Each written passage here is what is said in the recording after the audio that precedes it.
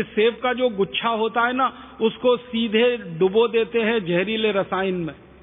फिर हम भिंडी खाते हैं, हम तोरई खाते हैं, दूधी खाते हैं, हम पालक खाते हैं, मेथी खाते हैं। सब्जियों के ऊपर इतना स्प्रे होता है इन सभी केमिकल्स का कि हालत खराब है खाते खाते। एक साधारण भारतवासी, कल्पना करिए, साल भर में 200 मिलीग्राम जहर खा जाता है सब्जियों के रूप में। और एक साधारण भारतवासी गेहूं, चावल, चने, दाल पर जो यूरिया डाला गया, डीएपी, सुपर फॉस्फेट डाला गया, उसके रूप में करीब करीब 1 किलो 700 ग्राम रसायन खा जाता है। यूरिया, डीएपी, सुपर फॉस्फेट के रूप में 1 किलो 700 ग्राम हम रसायन खा जाते हैं।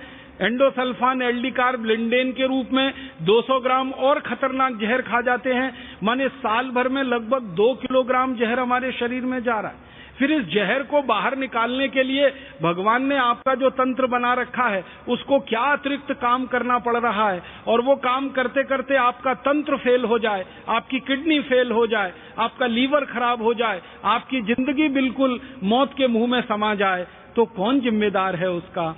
जिम्मेदार तो वो कंपनियां हैं जिनकी संख्या लगभग 1000 से ज्यादा है, जो अपने स्वार्थ की पूर्ति के लिए इस मौत के व्यापार को भारत में चला रहे हैं और पूरे भारत को धीरे धीरे अंधे कुएं की तरफ धकेलते चले जा रहे। आप बोलेंगे ये मौत का व्यापार खाली भारत में चल रहा है? नहीं, दुनिया के बहुत सारे गरीब देशों में चल रहा है। भारत उसमें से एक है।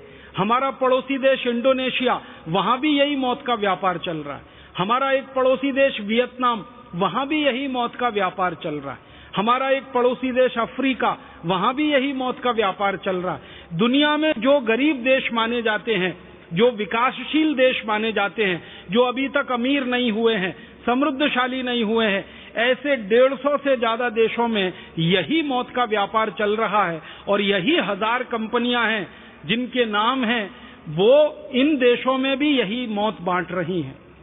और इन सभी देशों में एक ही तर्क चलाया जा रहा है, कृषि उत्पादन बढ़ाना है, अनाज को खराब होने से बचाना है, इसलिए ये सारा जहरीला रसायन खेतों में डालना है। अब जब इन कंपनियों को ये कहा जाता है कि उत्पादन अगर कृषि का बढ़ाना है और अनाज को खराब होने से बचाना है, फल सब्जियों को सड़ने से बचाना है, तो ये काम तुम्हारे देश में क्यों नहीं करते? अमेरिका में क्यों नहीं ये जहर बना के बेचते? कनाडा में ये जहर बना के क्यों नहीं बेचते? जर्मनी और फ्रांस में ये जहर क्यों नहीं बिकता है?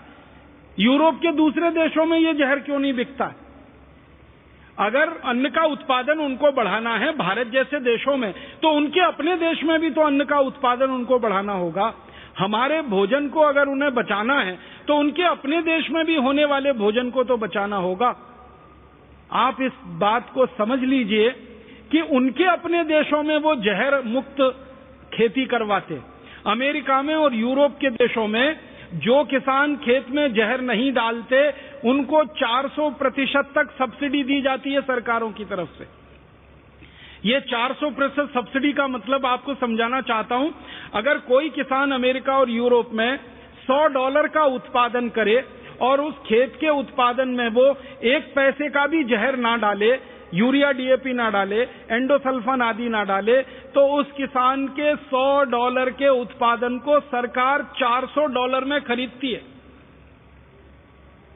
ज्यादा कीमत दे के खरीदती है। $100 के उत्पादन को $400 में खरीद लेते, फिर दुनिया भर के देशों में उसको वो बेचते, ये अलग बात है।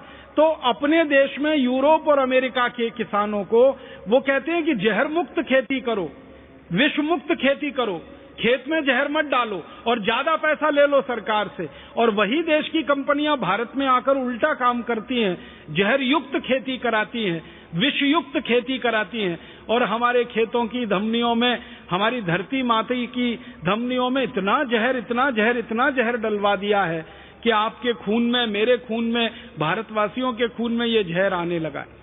हमारे देश में कई वैज्ञानिक संस्थाओं ने तो यहां तक रिसर्च करके बताया है कि माताओं के दूध में अभी एंडोसल्फान पाया गया है, माताओं के दूध में एल्डी कार्ब पाया गया, माताओं के दूध में लिंडेन निकला है, माताएं अपने नौनिहाल बच्चों को जो दूध पिलाती हैं उसमें ये जहर पाया गया है।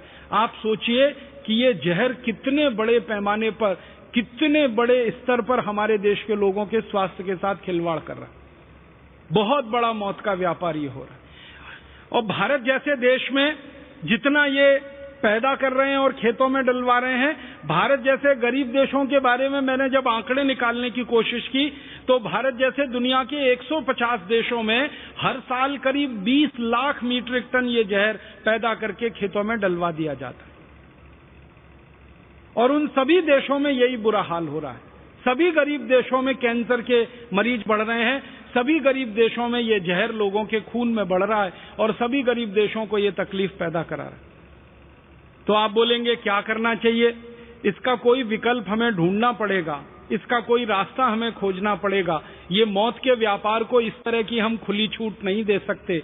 और इसका सबसे अच्छा विकल्प है, आप जैसे चिकित्सक, आप जैसे डॉक्टर अगर जागरूक हो जाएं तो बहुत बड़ी बात बन सकती है इस देश में, दुनिया में भी वो क्रांति की तरह से फैल सकती है। आप बोलेंगे हम क्या कर सकते हैं? आप सिर्फ इतना विनम्रता से एक छोटा सा काम करिए कि जब कोई मरीज आपके पास आता है और वो कैंसर का मरीज होता है या किसी गंभीर बीमारी का शिकार होता है जिसमें उसकी किडनी फेल हो चुकी होती है, जिसमें उसका और भी शरीर के किसी अंग के बिल्कुल खत्म हो जाने की बात होती है, और आप जब उस मरीज को कुछ समझाते हैं तो उस मरीज को विनम्रता पूर्वक एक छोटी सी बात और कह दिया करिए कि हो सकता है कि तुम्हारे शरीर की ये इतनी बड़ी खराबी जो हुई है या इतनी बड़ी बीमारी जो हुई है वो उस जहर के कारण है जो तुमने भोजन के रूप में खाया। तो मरीज चौंक जाएगा, वो कहेगा मैंने भोजन के रूप में कौन सा जहर खाया? तब आप उसको समझाइए कि खेतों में जो गेहूं, चना, चावल, दाल पैदा हो रहा है इसमें रासायनिक जहर डाला जा रहा है, जो फल पैदा हो रहे हैं उस पर जहर छिड़का जा रहा है, जो सब्जियां आ रही हैं इस पर जहर छिड़का जा रहा है, और ये जहर हमको खाने के लिए मजबूरी में उपयोग करना पड़ रहा है। ये जहर एक बहुत बड़ा कारण है कैंसर का। तो उस मरीज में थोड़ी चेतना आएगी, वो पूछेगा मैं क्या करूं डॉक्टर? तो आप उसको कहिए कि तुम जिससे खरीदते हो उसके पास जाओ, जो तुमको सब्जियां बेचता है, जो फल बेचता है, जो अन्न बेचता है, और उसको कहो कि मुझे बिना जहर